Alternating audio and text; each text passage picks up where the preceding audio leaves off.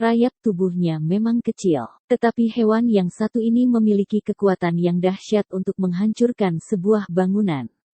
Belum banyak yang mengetahui cara pencegahan dan pengendaliannya.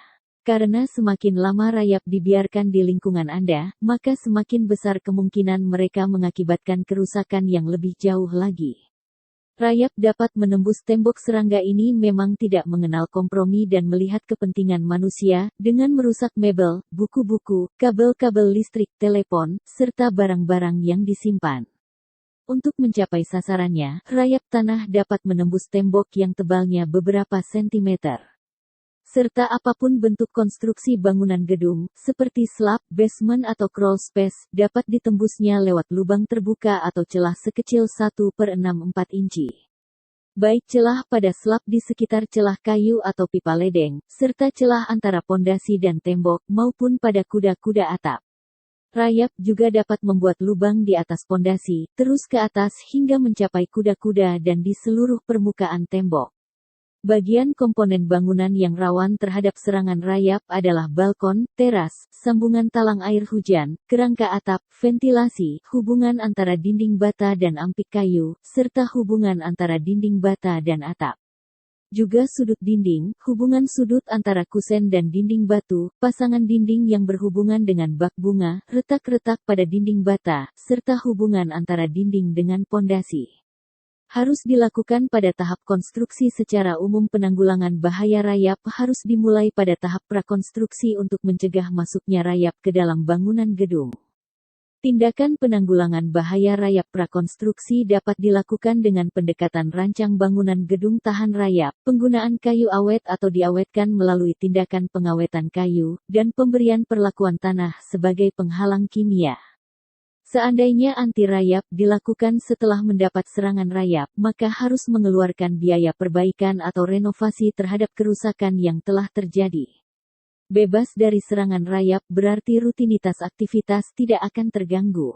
Mengapa tidak mengantisipasi serangan rayap sedini mungkin daripada dibuat pusing kemudian? Mencegah lebih murah daripada membasmi. Rayap bekerja 24 jam. Serangga merupakan biang keladi dari semua kerusakan kayu-kayu konstruksi bangunan yang bekerja 24 sehari, 7 hari seminggu, dan 54 minggu setahun. Ada 3 tujuan yang mendasari termite control service atau anti rayap, yaitu mencegah, membasmi dan mengendalikan.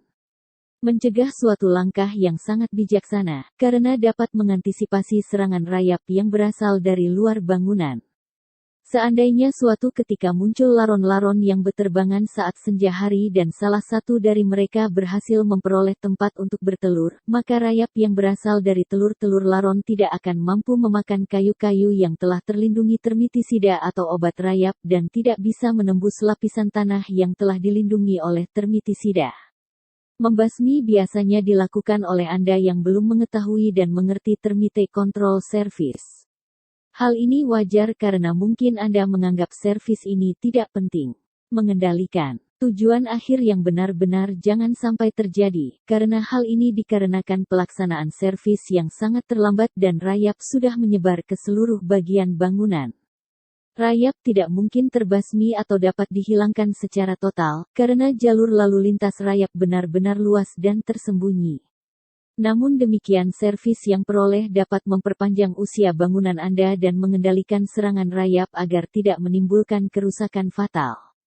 Secara garis besar pelaksanaan termite control dilakukan dalam 2 macam metode, yaitu pertama pre-construction termite control, metode prakonstruksi. Pertama, termite control yang dilakukan saat bangunan sedang dibangun, yang meliputi pekerjaan penyemprotan galian pondasi, penyemprotan seluruh permukaan lantai atau tanah bangunan sebelum pengecoran, dan penyemprotan seluruh permukaan kayu-kayu sebelum dipasang pada konstruksi plafon dan atap. Kedua, post-construction termite control, metode pasca konstruksi. Yaitu, termite control yang dilakukan pada bangunan yang sudah berdiri dengan jalan menginjeksikan termitisida atau obat pembasmi rayap ke dalam tanah di bawah lantai sepanjang pondasi bangunan yang jarak antar lubang injeksinya plus 60-80 cm, dengan diameter lubang max 13 mm. Sedangkan untuk kayu-kayu yang telah terpasang dilakukan penyemprotan langsung dengan termitisida. Perlu jasa anti rayap? Hubungi Umas Pest Control.